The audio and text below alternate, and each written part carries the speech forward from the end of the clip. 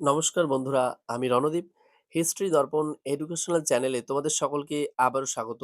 আজ আমাদের আলোচনার মূল টপিক হলো, তোমরা যারা কল্যাণী ইউনিভার্সিটির অধীনস্থ তৃতীয় সেমিস্টার মেজর হিস্ট্রি পরীক্ষা দিলে এবং তোমাদের চতুর্থ সেমিস্টারে কি ধরনের ইতিহাসের ক্ষেত্রে মেজর পেপার পড়তে হবে সে সম্পর্কে আলোচনা করব। অর্থাৎ তোমরা যারা তৃতীয় সেমিস্টার পরীক্ষাটা কমপ্লিট করলে, মেজর ইতিহাস ছিল তোমাদের, এই ইতিহাস মেজরে কিন্তু চতুর্থ সেমিস্টারে দুটি পেপার পড়তে হবে ইতিহাসের ক্ষেত্রে। এক্ষেত্রে কিন্তু তোমাদের কোনো এসিসি পেপার অর্থাৎ স্কিল এনহ্যান্সমেন্ট কোর্স কিন্তু পড়তে হবে না। তাহলে বুঝতেই পারছো। আর আমি পূর্ববর্তী ভিডিওতে কিন্তু তোমাদের যে ইতিহাস মেজরের চতুর্থ সেমিস্টারে চতুর্থ পত্র বা পেপার 4 কি ধরনের সিলেবাস আছে সেটা কিন্তু আলোচনা করেছে, এবং এই সংক্রান্ত কি ধরনের তোমরা বই পড়তে পারবে সে সংক্রান্ত ভিডিও কিন্তু আমি নিয়ে আসছি। কারণ তোমরা অনেকেই বই পড়তে খুব ভালোবাসো, আমি চাই তোমরা বই পড়ার সাথে যুক্ত থাকো। কারণ সবসময় এমন নয় যে পিডিএফ নিয়েই পরীক্ষা দিতে হবে। কারণ তোমরা যদি বই পড়ো তাহলে তোমরাও অনেক বেশি উপকৃত হতে পারবে। আর একমাত্র হিস্ট্রি দর্পণই এমন চ্যানেল যেখানে তোমরা জানো যে পরীক্ষা দিয়েছো যারা তৃতীয় সেমিস্টারে 100% কমন ছিল। এমনকি রাষ্ট্রবিজ্ঞান শুধুমাত্র 39টা শর্ট প্রশ্ন দেওয়া হয়েছিল, সেখান থেকেই 7টা। আর এত কম প্রশ্ন, বাংলায় 21টা শর্ট প্রশ্ন দেওয়া হয়েছিল, বড় প্রশ্ন 18টা। রাষ্ট্রবিজ্ঞানে 25টা প্রশ্ন দেওয়া হয়েছিল, অফলাইনে শুধুমাত্র 21টা প্রশ্ন দেওয়া হয়েছিল, তার মধ্যে থেকে 8টা প্রশ্ন বাংলাতেও 8টা প্রশ্নই রয়েছে মাত্র 18টা প্রশ্নের মধ্যে থেকে। এছাড়াও ইতিহাস মাইনর, ইতিহাস মেজর সব ক্ষেত্রেই কিন্তু এর অন্যথা হয়নি। এমনকি এসিসি পেপার যেটা রয়েছে ইতিহাসের, সেখানেও কিন্তু শুধুমাত্র 22টা প্রশ্ন দেওয়া হয়েছিল এবং শর্ট প্রশ্ন শুধুমাত্র 86টা দেওয়া হয়েছিল। তাহলে তোমরা বুঝতেই পারছো। আর তোমরা যারা এখনো পর্যন্ত পিডিএফ না নিয়ে শুধুমাত্র ভিডিও দেখে পরীক্ষা দিয়েছো, তোমাদেরকে আমার হার্দিক অভিনন্দন। কারণ তোমরা আসল বিষয়টা বুঝতে পেরেছো এবং তোমরা সঠিক জায়গা চিনেছো যে কোথা থেকে তোমাদের উপকার হতে পারে, এবং তাই তোমরা অনেকেই হয়তো পিডিএফ নেওনি, আমাকে এসে কমেন্ট করে জানিয়েছো পার্সোনাল ভাবে যে স্যার বা দাদা, আমি তোমার থেকে পিডিএফটা নিতে পারিনি, আমার ভুল হয়েছে, কিন্তু আমি তোমার ভিডিও দেখে পরীক্ষা দিয়ে এসেছি। এটা সত্যিই আমার কাছে অনেক বড় প্রাপ্তি। তোমাদেরকে অসংখ্য ধন্যবাদ আমার। আর তোমরা যারা পিডিএফ নিয়েও পরীক্ষা দিয়েছো তোমাদেরকেও আমার অসংখ্য ধন্যবাদ। আর তোমরা অনেকে এখন থেকেই জিজ্ঞেস করছো যে স্যার, আমাদের তো পরীক্ষা শেষ হয়ে যাচ্ছে আগামী শুক্রবারে, তাহলে আপনি কবে আমাদের ফোর্থ সেমিস্টারের পিডিএফটা দেবেন? তা তোমাদের উদ্দেশ্যে বলছি, তোমরা ধৈর্য ধরো, কোনো অসুবিধা নেই। তোমাদের আমি ঠিক এপ্রিল মাসের ফার্স্ট উইকের মধ্যেই সব কিছুর পিডিএফ তোমাদের ফোর্থ সেমিস্টারে আমি দিয়ে দেবো। তোমাদের কোনো চাপ নিতে হবে না। আর তোমরা জানো যে হিস্ট্রি দর্পণ একমাত্র চ্যানেল যে কিনা 100% কমন দিয়ে থাকে। তাহলে বুঝতেই পারছো। তাহলে চলো শুরু করা যাক আজকের তোমাদের চতুর্থ সেমিস্টারে মেজর পঞ্চম পেপারটা কেমন আছে সিলেবাস সেটা সম্পর্কে আজকে একটু আলোচনা করব। তোমাদের এই পঞ্চম পেপারে পড়তে হবে কি, সেই সংক্রান্ত যে সিলেবাসটা রয়েছে সেটা কিন্তু আমি তোমাদের স্ক্রিনে দিয়ে দিয়েছি। তোমরা খুব ভালো করে দেখো, তার পাশাপাশি আমি আলোচনা করে দিচ্ছি, এবং এই সংক্রান্ত কি ধরনের বই পড়তে হবে সেটাও কিন্তু আমি তোমাদের বলে দেবো, কোনো অসুবিধা নেই।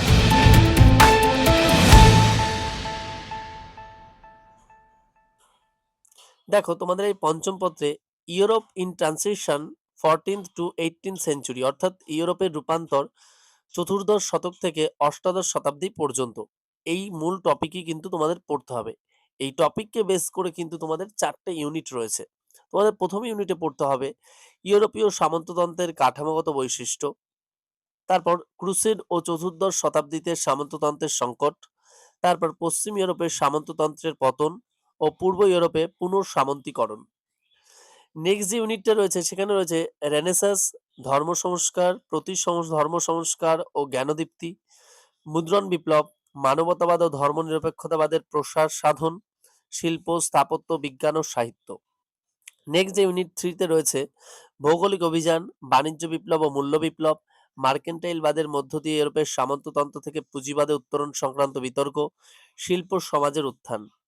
নেক্সট যেটি রয়েছে চতুর্থ একক, সেখানে রয়েছে 30 বছরের যুদ্ধ থেকে 60 বছরের যুদ্ধ পর্যন্ত ইউরোপের ইতিহাস, জাতীয় রাষ্ট্রের উত্থান, স্পেন, ফ্রান্স, ইংল্যান্ড ও রাশিয়া, আমেরিকার স্বাধীনতা যুদ্ধের পর উদার ও গণতান্ত্রিক রাজনীতির জন্ম।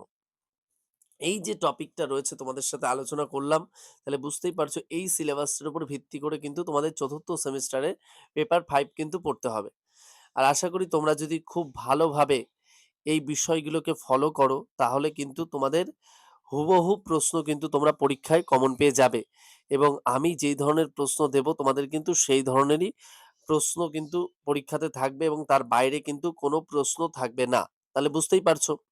এবার একটা বিষয় বলি যে আমি তোমাদের যেভাবে সিলেবাসটা দেখাচ্ছি, তোমাদের পরীক্ষার আগে কিন্তু ইউনিভার্সিটি থেকে রেকমেন্ড করে দেবে যে তোমাদের 4th এবং 5th পেপারের ক্ষেত্রে কিন্তু একটু অদল-বদল হতে পারে। অর্থাৎ তোমাদের অনেক ক্ষেত্রে আমরা লক্ষ্য করেছি যে ৪র্থ পেপার হিসেবে ইউরোপের এই পেপারটিকে দেওয়া হয়। আবার ৫ম পেপার হিসেবে যেটা আমি একটু আগে আলোচনা করলাম তোমাদের সাথে, India from the early medieval period to the rise of Mughal অর্থাৎ পূর্ববর্তী ভিডিওতে আমি আলোচনা করেছিলাম, সেই পেপারটাও কিন্তু অনেক ক্ষেত্রে দিয়ে দেয়। এবার এজন্য তোমাদের অত কোনো চাপ নিতে হবে না। আমি তোমাদের সিলেবাসটা দিলাম, তোমরা আগে সিলেবাসটা ভালো করে দেখে রাখো। এবং কি ধরনের বই পড়তে হবে আমি অবশ্যই তোমাদেরকে জানিয়ে দেব। সেই বইগুলো তোমরা ফলো করো। আর তোমরা তো জানোই যে পিডিএফ এ হিস্ট্রি দর্পণ থেকে কেমন কমন থাকে। তাই আমাকে তোমাদেরকে নতুনভাবে বোঝানোর চেষ্টা করতে হবে না। আর আমরা কোনো অসুবিধা নেই তোমাদের। কোনো লোগো দিয়ে রাখি না। একমাত্র হিস্ট্রি দর্পণই আছে যারা একদম নিট অ্যান্ড ক্লিন এবং অবশ্যই তোমরা কারো থেকে পিডিএফ সংগ্রহ করার আগে তাদের কিন্তু শিক্ষাগত যোগ্যতা অবশ্যই জেনে নেবে। ভুলভাল জায়গা থেকে কিন্তু পিডিএফ সংগ্রহ করবে না এবং নিজেদের পড়াশোনাটাকে কিন্তু একদম একটা দিকে ঠেলে দেবে না। শুধুমাত্র পিডিএফ নির্ভর করে রাখবে না। এজন্যই কিন্তু আমি তোমাদের কিন্তু কোন টপিক থেকে কি ধরনের বই পড়তে হয় সে সম্পর্কেও কিন্তু আমি তোমাদের সাথে আলোচনা করি এবং সেই সংক্রান্ত বই দিয়েও কিন্তু আমি তোমাদেরকে ভিডিওটা দেওয়ার চেষ্টা করি যাতে তোমরা বই পড়ে সঠিক জিনিসটা জানতে পারো। এমন নয় যে শুধুমাত্র পিডিএফ নিয়েই পড়াশোনা করতে হবে। তাহলে বুঝতেই পারছো। আর তোমাদেরকে এর আগেও আমি বলেছি পূর্ববর্তী ভিডিওগুলোতে এবং সাজেশনের ভিডিওগুলোতেও তোমরা দেখেছো যে হিস্ট্রি দর্পণ থেকে কি ধরনের প্রশ্ন কমন আসে। আর তোমরা যারা কমন সাজেশন পিডিএফ সংগ্রহ করোনি তারাও দেখেছো যে কি ধরনের কমন থাকে। এজন্য তোমাদেরকে আমি নতুনভাবে কি আর বলবো তোমরা নিজেটাই সবকিছুই জানো। ঠিক আছে? আর তোমরা যদি নতুন হয়ে থাকো চ্যানেলে কেউ অবশ্যই চ্যানেলটিকে সাবস্ক্রাইব করে রেখো নিজেদের সুবিধার্থে। আর নোটিফিকেশন অন করতে কিন্তু একদম ভুলো না। আর বন্ধু-বান্ধবদের মাঝেও কিন্তু শেয়ার করে দিও অবশ্যই। আর তোমাদের যদি কোনো কোয়েরি থাকে অবশ্যই তোমরা কমেন্ট বক্সে কমেন্টের মাধ্যমে জানাবে। আমরা চেষ্টা করব তোমাদের সেই কোয়েরির সম্পূর্ণ উত্তর দেওয়ার। আর দেখা হচ্ছে পরবর্তী ভিডিওতে। সকলে ভালো থাকবে, সুস্থ থাকবে। ভিডিওটি সম্পূর্ণ দেখার জন্য তোমাদের সকলকে অসংখ্য ধন্যবাদ।